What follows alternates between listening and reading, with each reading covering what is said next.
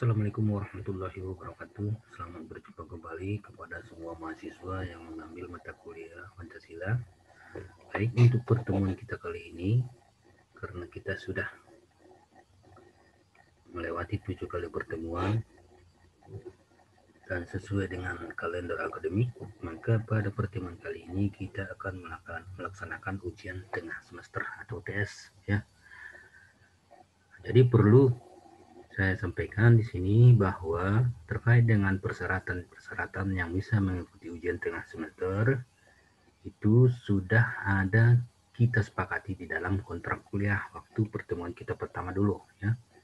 Jadi hal itu harus benar-benar diingat dan dipahami, ya, karena di sana pernah kita kesepakati siapa-siapa yang bisa dan berhak untuk mengikuti ujian tengah semester. Oke, baik, kita langsung saja pada materi pertanyaan kita pada UTS ini. Yang pertama, terkait dengan materi alasan mempelajari pendidikan Pancasila. Dulu sudah kita bahas itu bahwa salah satu alasannya adalah Pancasila itu adalah dasar filsafat negara, ya, yang sudah diresmikan secara sah oleh PPKI, ya, Panitia Percepatan Kemerdekaan Indonesia. Nah, kemudian alasan yang kedua, dia itu merupakan falsafah hidup bangsa. Selanjutnya, dia itu sebagai pemersatu bangsa. Dan yang terakhir, dia itu alasannya adalah karena adanya pengaruh ideologi liberal, sosialis, komunis yang masuk di era reformasi dan demokrasi saat ini. Sehingga nantinya diharapkan para mahasiswa, ya, dengan mempelajari pendidikan Pancasila ini tidak terpengaruh dengan ideologi-ideologi tersebut, ya. Yang jadi pertanyaannya sekarang adalah kenapa Pancasila bisa menjadi alat pemersatu bangsa? Itu pertanyaan yang pertama. Untuk itu, kepada mahasiswa kami persilahkan untuk mengambil buku, menyiapkan alat tulisnya. Silahkan dicatat pertanyaannya ini, ya. Ini pertanyaan pertama. Kenapa Pancasila bisa menjadi alat pemersatu bangsa? Nah, untuk apa ini silahkan dicatat dulu pertanyaannya. Nah, nanti jawabannya itu dikirim melalui classroom, ya. Jadi untuk ini pertanyaan dulu dicatat, ya. Nah, kenapa Pancasila bisa menjadi alat pemersatu bangsa? Itu pertanyaan yang pertama. Kemudian selanjutnya, materi Pancasila sebagai dasar negara, ya. Dia secara yuridis kenegaraan Pancasila itu berfungsi sebagai dasar negara. Itu sudah tercantum, ya, di alinea keempat pembukaan Undang-Undang Dasar. Nah, kemudian sesuai dengan tempat keberadaan Pancasila, yaitu pada pembukaan, maka fungsi pokok Pancasila sebagai dasar negara pada hakikatnya itu adalah sebagai sumber dari segala sumber hukum atau sumber tertib hukum di Indonesia. Ya, ingat, ya. Dilihat dari tempat keberadaan Pancasila tersebut, ya.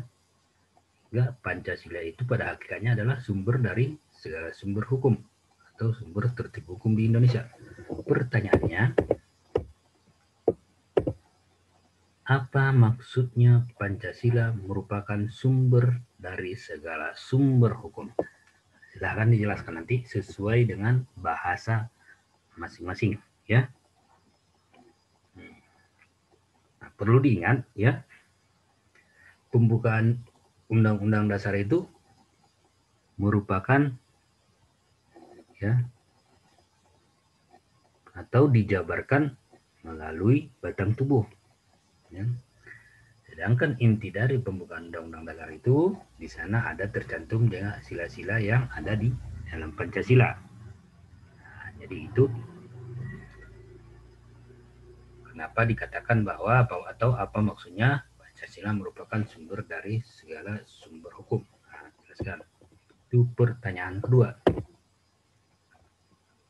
Selanjutnya, pada materi fungsi Pancasila sebagai dasar negara. Nah, di sana disebutkan yang pertama katanya fungsinya sebagai pedoman hidup, sebagai jiwa bangsa, Pancasila sebagai kepribadian bangsa, Pancasila sebagai sumber hukum, dan Pancasila sebagai cita-cita bangsa. Ya. Itu ada beberapa, itulah beberapa fungsi Pancasila sebagai dasar negara, ya, sebagai pedoman hidup. Sehingga kalau dikatakan pedoman hidup, semua perilaku ya berpedoman kepada Pancasila. Sebagai jiwa, berarti dia itu sudah melekat pada diri bangsa Indonesia. Sebagai kepribadian bangsa, sebagai sumber hukum, nah seperti yang tadi dikatakan di awal, Pancasila itu merupakan sumber dari segala sumber hukum.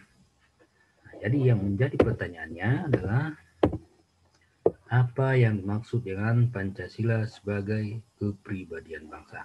Nah, itu silakan nanti kamu jelaskan. Ya. Oke, lanjut ke materi penjabaran dalam batang tubuh Undang-Undang Dasar Negara Republik Indonesia tahun 1945.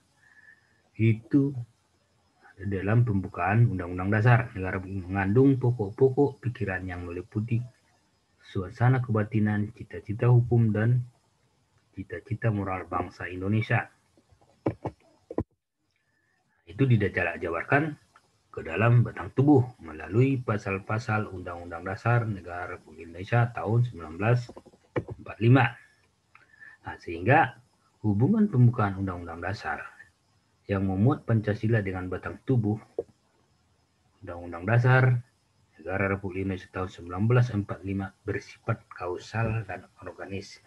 Jadi hubungan antara pembukaan dengan batang tubuh itu ada hubungan yang bersifat kausal dan hubungan yang bersifat organis, ya. Ada keterikatan, ada hubungan antara pembukaan dengan batang tubuh. Nah, sehingga yang menjadi pertanyaannya adalah apa maksudnya bahwa hubungan pembukaan Undang-Undang Dasar Negara Republik Indonesia tahun 1945 yang memuat Pancasila dengan batang tubuh Undang-Undang Dasar Negara Republik Indonesia tahun 1945 itu bersifat kausal dan organis. Jelaskan, ya. Nanti kamu menjelaskannya di sini, misalnya hubungan kausal adalah silakan kau isi, atau kemudian hubungan organis adalah silakan kau isi, ya. Nah, itulah dia tadi ada 4 pertanyaan untuk UTS kita ini. Nanti semua pertanyaan ini kamu jawab di buku catatan kamu yang tadi, ya. Setelah kamu jawab, ikuti langkah-langkah yang ada di Google Classroom. Nah, silakan nanti kau kirimkan hasil jawaban dari UTS-mu. Oke, terima kasih. Silakan selamat menjawab. Iri dengan Assalamualaikum warahmatullahi wabarakatuh.